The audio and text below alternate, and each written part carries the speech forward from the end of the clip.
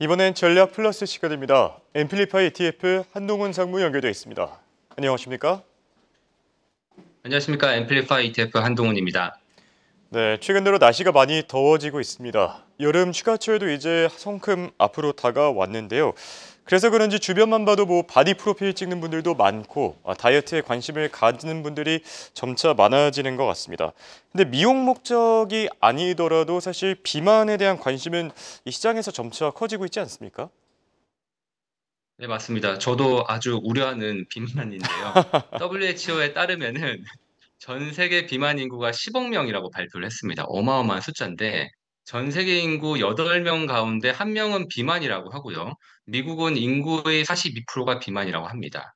실제로 이 비만 인구가 1990년도 대비해서 거의 2배 가까이 늘어났다고 하거든요. 근데 앞으로 더욱 늘어날 것으로 예상이 되면서 적절한 조치가 있지 않으면 2035년에는 인구의 4분의 1이 과체중이 될 수 있다고 경고를 하고 있습니다. 비만인 경우에는 이게 고혈압이라든지 당뇨는 물론이고 각종 암 발생 가능성까지 높이는 그런 것이다 보니까 현대인들의 만병의 근원으로 지금 지목이 되고 있죠. 거기다가 이것이 노동 생산성 저하로까지 해석이 되면서 미국 GDP의 최대 3.6%, 약 1조 2,400억 달러의 비용을 발생할 수 있다고 알려져 있기 때문에 향후 경제에도 부정적인 영향을 주는 것으로 지금 알려져 있습니다. 네, 맞습니다. 방금 전에 얘기하신 것처럼 건강뿐만 아니라 국가, 사회, 경제 쪽까지 영향을 미칠 수 있다 보니까 이쪽에 대한 관심이 더 많이 늘어날 수밖에 없는 것 같은데요. 다이어트 관련 약도 많이 개발되지 않았습니까? 그렇습니다. 다이어트 약이나 비만 치료제는 오래전부터 정말 많이 존재했죠. 먹는 약이라든지 주사라든지 심지어 지방 절제술이라든지 다양한 방법으로 사람들에게 많이 알려져 있었는데 과거에는 이것이 정말 미용의 목적으로 가볍게 홈쇼핑에서 접근했다면은 이제는 질병을 치료하는 치료제라는 인식의 전환이 필요하지 않을까 하는 시점입니다. 현재까지 나온 다양한 의약품이나 건강 보조식품, 의술 등은 현상이라든지 건강상의 그런 부작용 때문에 성공적인 사례가 많지는 않았었는데요. 작년에 일론 머스크가 소셜 미디어 X에 위고비라는 주사를 맞고 13kg가 단숨에 빠졌다고 해서 화제가 됐고요. 그리고 오프라 윈프리라든지 킴 카다시안이라든지 이런 유명한 셀럽들이 체중 감소에 대한 제보를 하면서 더욱 유명해졌습니다. 이들이 처방받은 약은 GLP-1, 글루카곤 라이크 펩타이드라고 하는 이런 수용제 계열의 치료제입니다. 이 GLP-1은 최초 당뇨병을 치료하기 위한 약으로 개발이 되었는데요. 이 GLP-1 같은 경우는 인슐린 분비를 촉진하고 글루카곤 분비를 억제함으로써 혈당을 내려주는 그런 역할을 하고 있습니다. 그런데 GLP-1 같은 경우가 이러한 과정 속에서 뇌의 식욕 중추를 억제하고요. 식욕을 낮추면서 음식물의 위 배출 속도를 지연하다 보니까 그리고 나서 포만감을 증가시켰거든요. 증가시키는 그런 효과가 있다 보니까 체중을 감소하는 효과를 실제로 보이고 있습니다. 연구 결과에 따르면 해당 약을 통해서 음식물 섭취가 50%까지 줄었고요. 체중 감소가 10%에서 20%가 일어났다라는 결과가 발표되었습니다.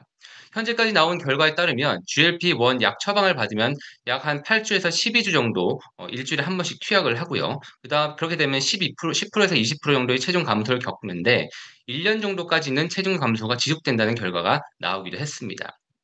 물론 그 이전에 체중이 다시 돌아오는 경우도 있고 기존 비만 치료제나 다이어트 약 대비해서는 다만 그럼에도 불구하고 효과가 월등하다는 평가를 받고 있습니다. 또한 GLP-1 치료제가 뇌에서 음식 섭취 시에 느끼는 만족감을 줄임으로써 식욕 억제를 통해서 각종 술, 담배, 마약류 같은 이런 거에 대한 소비를 줄여들게 되다 보니까 체중 감소뿐만 아니라 심혈관 질환이라든지 심장 마비, 뇌졸중이라든지 각종 질환도 20% 가까이 줄어드는 그런 결과를 발표하고 있습니다. 약으로만 해결되는 것은 아니겠죠. 해당 약이 만능 약이 아니다 보니까 식이요법과 동시에 결국 운동이 비만을 해결하는 것이 될 수 있겠습니다. 네, 마지막에 다이어트에 대한 조언까지 잘 들었고요. 자, 그런데 효과가 이렇게 상당하다 보니까 사실 개발사에 대한 관심이 생길 수밖에 없는 것 같습니다. 그만큼 주가도 많이 올랐는데 기업에 대한 소개도 같이 해주시죠. 네, GLP-1 비만 치료제 시장의 현재 선두주자는 노보 노르디스크와 일라이 릴리입니다. 아주 많이 알려져 있는 이런 업체죠. 그러니까 일라이 릴리와 이제 노보 노르디스크 같은 경우는 비만 치료제에 따른 주가 상승으로 인해서 전 세계에서 가장 큰 제약사 1 위와 2 위가 되어 버렸습니다. 일라이 릴리는 이제 7,920 시가총액 7,924억 달러를 기록하고 있고요. 노보 놀디스크 같은 경우도 6,052억 달러로 3위 기업이 이제 존슨앤존슨인데 3,552억 달러거든요. 여기 대비해서 2배 가까이 차이가 나고 있고 이런 노보 노디스크 같은 경우는 오젬픽이라든지 위고비라는 약을 선보이면서 품절 대란을 현재 겪고 있는 그러한 상황입니다.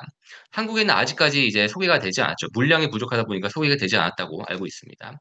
그래서 일라이 릴리 같은 경우는 젯바운드라는 이 상품 자체가 작년 12월에 FDA 공식 승인을 받으면서 출시를 했는데요. 25% 체중 감소 효과가 있다는 결과가 나오면서 기존 GLP-1 이런 아까 말했던 오젬픽이라든지 위고비 같은 약보다도 효과가 더 크다는 결과가 나오면서 1 분기에 1억 7,580억 달러의 매출을 올리면서 예상치를 크게 상회를 했었습니다.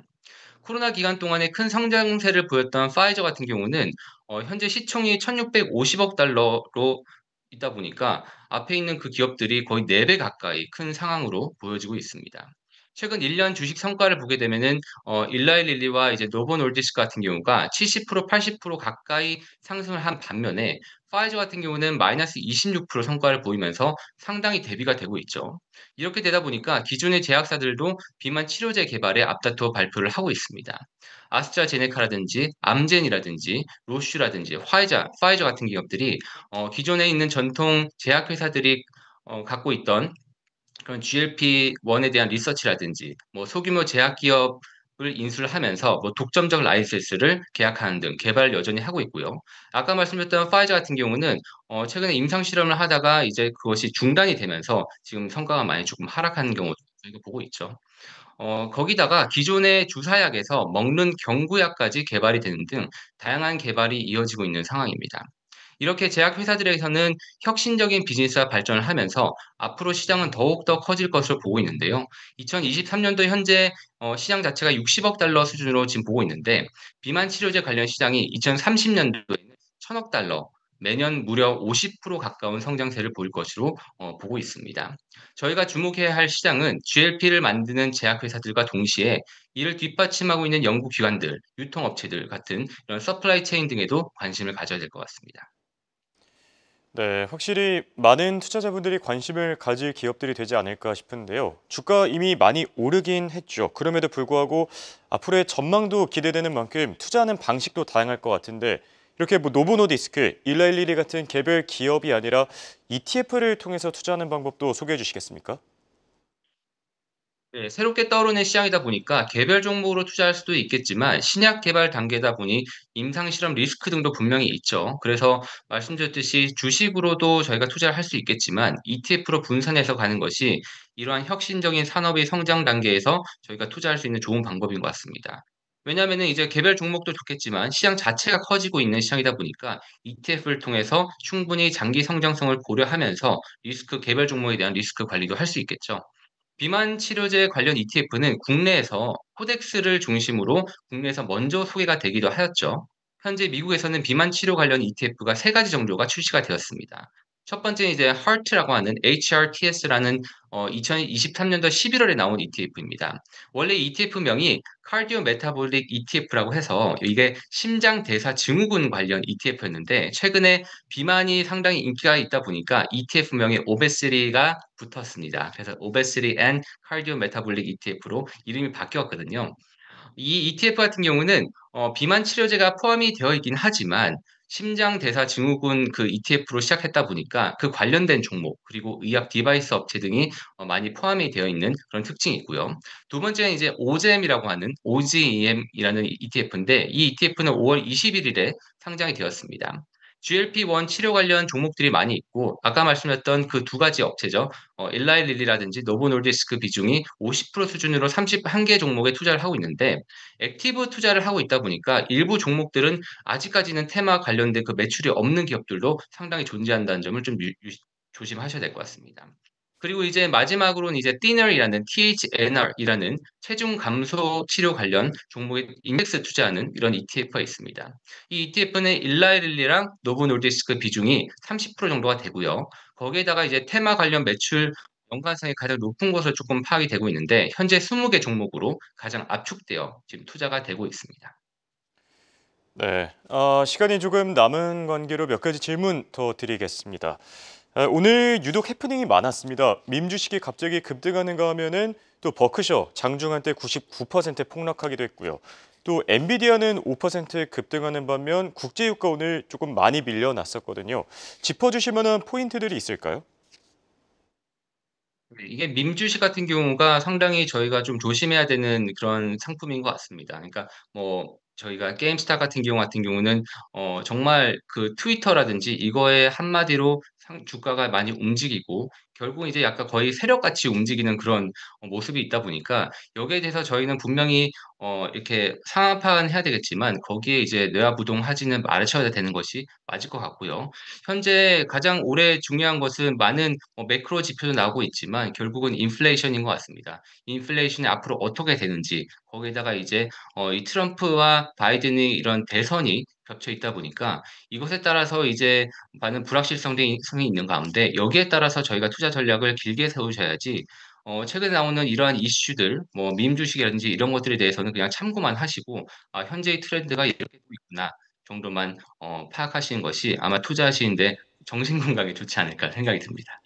네, 알겠습니다. 결국엔 매크로 변수가 가장 중요하다. 지금까지 도움 말씀에 한동훈 상무였습니다. 감사합니다.